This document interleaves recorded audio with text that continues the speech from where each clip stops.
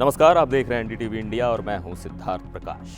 43 साल लंबा इंतजार खत्म हुआ है और पीएम मोदी कुवैत पहुंच गए हैं। जी हां, इंदिरा गांधी के बाद पहली बार किसी भारतीय प्रधानमंत्री ने कुवैत की धरती पर कदम रखे हैं। ये दौरा सिर्फ एक औपचारिकता नहीं, बल्कि खाड़ी देशों के साथ भारत के रिश्तों में नया अध्याय लिखने वाला है।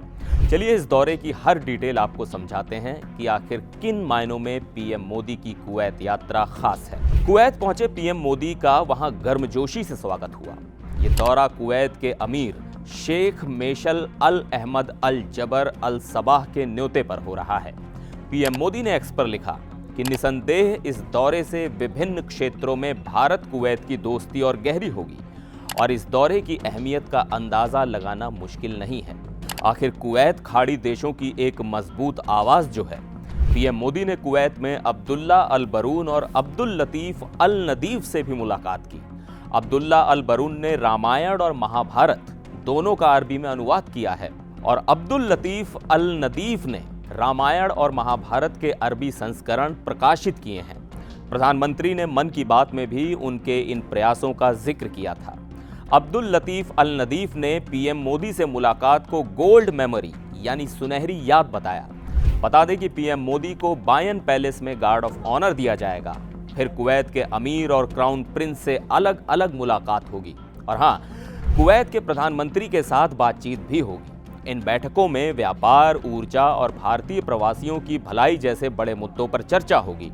भारत और कुवैत के बीच रिश्ते सिर्फ आज के नहीं, बल्कि सदियों पुराने हैं। दोनों देशों के बीच समुद्री व्यापार ने इस ऐतिहासिक साझेदारी की नींव रखी थी। कुवैत से हमारे रिश्ते कितने खास हैं, ये आंकड़े खुद बयां करते हैं। आज भारत से कुवैत को होने वाला एक्सपोर्ट 2 अरब डॉलर यानी लगभग 16,600 करोड़ रुपए तक पहुंच चुका है। तो वहीं कुवैत भारत का छठा सबसे बड़ा तेल सप्लायर है। कुवैत निवेश प्राधिकरण यानी कुवैत इन्वेस्टमेंट अथॉरिटी ने भारत में 10 अरब डॉलर यानी लगभग 83,000 करोड़ रुपए से ज्यादा का निवेश किया है। और बात करें ऊर्जा के क्षेत्र की, तो कुवैत भारत के लिए एक अहम साझेदार है। कुवैत भारत की 3% क्रूड ऑयल जरूरतें पूरी करता है। इस दौरे से दोनों देशों के ऊर्जा और व्यापारिक संबंधों में और मजबूती आएगी। दिलचस्प बात यह है कि 1961 तक भारतीय रुपया कुवैत में कानूनी मुद्रा हुआ करता था और खास बात, कुवैत में सबसे बड़ा प्रवासी समुदाय भारतीय है।